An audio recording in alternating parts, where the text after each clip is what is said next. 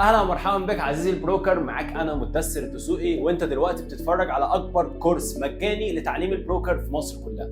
النهارده احنا هناخد مثال على مشروع معين نذاكره علشان تتعرض لكل الاسئله اللي المفروض تجاوب عليها، وكمان تعرف الاسس، احنا بنذاكر ايه وبنبدا بايه وايه الكومباوند اساسا وايه التفصيل بتاعه بشكل مبسط. اني من اسكندريه، فانا النهارده هقول لكم على كومباوند صواري.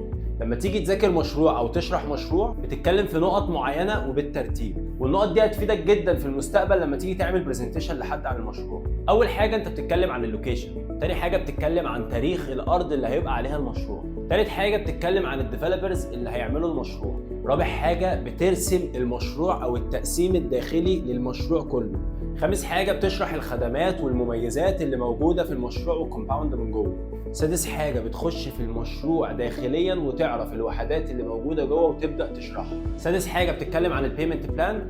مشروع صواري في اسكندريه بيقع على 3 محاور رئيسيه: طريق القاهره والطريق الصحراوي والطريق الساحل الشمالي. هو في لوكيشن مميز جدا عشان خاطر هو تقريبا في السنتر اللي يقدر يوديك كل حته بسهوله، وجنبه كمان في كارفور سيتي سنتر. المساحه الفعليه بتاعت الارض كلها حوالي 500 فدان، لكن بعد ما نشيل منها كارفور والنساجون الشرقيون والمنطقه دي هيبقى لك 417 فدان تقريبا. الارض دي ملك لهيئه المجتمعات العمرانيه. هتقول لي مدثر، هي ايه اللي دخل هيئه المجتمعات العمرانيه اصلا في الشغل بتاعنا؟ تعال اشرح لك بسرعه. في سنه من السنين صدر قرار بوقف البنى في مصر كلها، ومن هنا عشان خاطر الدوله تبدا ان هي تكسب وعشان خاطر تنظم الكومباوندات اللي موجوده في مصر كلها، بدات ان هي بسهوله تدي المطور قطعه الارض من عندها مجانا، مقابل ان المطور لما يبني يديها حصه من المشروع، يدي هيئه المجتمعات او الدوله حصه من المشروع اللي هو بناه 50%. وليكن انا مدثر الدسوقي، انا ديفلوبر دلوقتي، الدوله عطتني ارض اللي هي بتاعت صواري، قالت لي تعالى ابني عليها. انا بنيت عماره، خدت 50 شقه وهم اخدوا 50 شقه.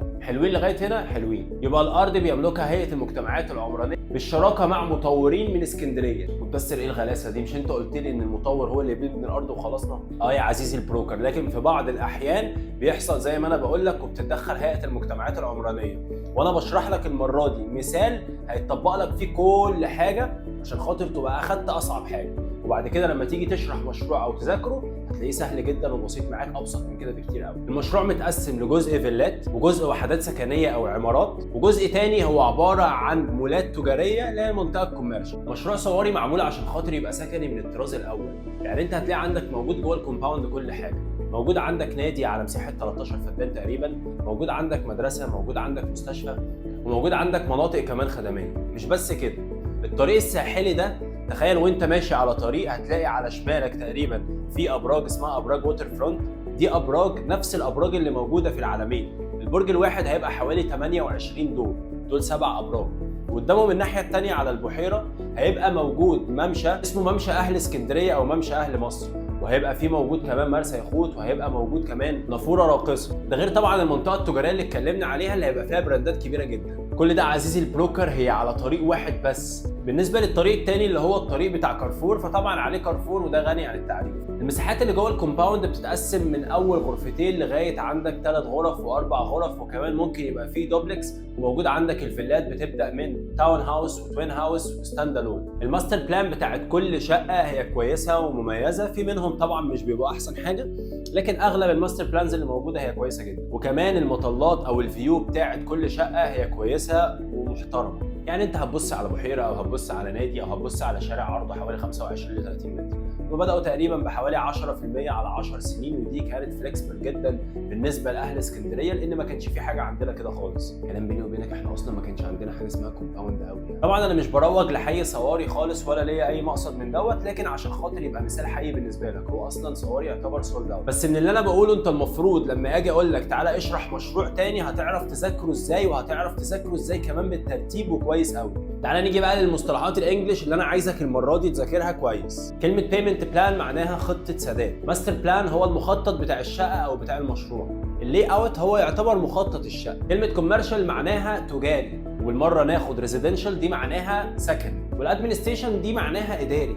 لما جيت شرحت لك البيمنت بلان قلت لك ان هي فليكسبل، معناها ان هي سهله او مرنه، ومرنه هنا يعني ممكن يدفع كل كوارتر حوالي 90,000 جنيه. كلمه كوارتر نفسها يعني ربع. لما تيجي تقول لكلاينت هتدفع كل كوارتر 90,000 جنيه هو هيفهم اللي انت تقصد ان انت هتدفع كل ربع سنه، يعني كل 3 شهور هتدفع 90,000 جنيه. عايزك تراجع كويس قوي النقط اللي انا اتكلمت فيها دلوقتي ورقه وقلم وتكتب ورايا كل نقطه، وتكتب بتذاكر ازاي بالترتيب، وتكتب كل اللي قلته في الحلقه عشان خاطر في الحلقات اللي جايه هخليك تذاكر حاجات لوحدك، وفي حاجات انا اللي هشرحها لك وهذاكرها لك بنفسي. وافتكر احنا كمان في الحلقه اللي جايه هنتكلم عن شخصيات العملاء وازاي نعمل كول محترفه، وايه السكريبت اللي المفروض اعمله عشان خاطر اعمل كول محترفه او بروفيشنال، وبعد كده هنبدا نذاكر بعض المشاريع اللي احنا بالفعل نشتغل عليها. دلوقتي ما تنساش تعمل لي لايك، تعمل لي فولو، تعمل لي سبسكرايب، وتعمل شير لزمايلك عشان خاطر كل الناس الفريش يستفادوا. استعد معايا الحلقات الجايه، شمر دراعك ويلا بينا.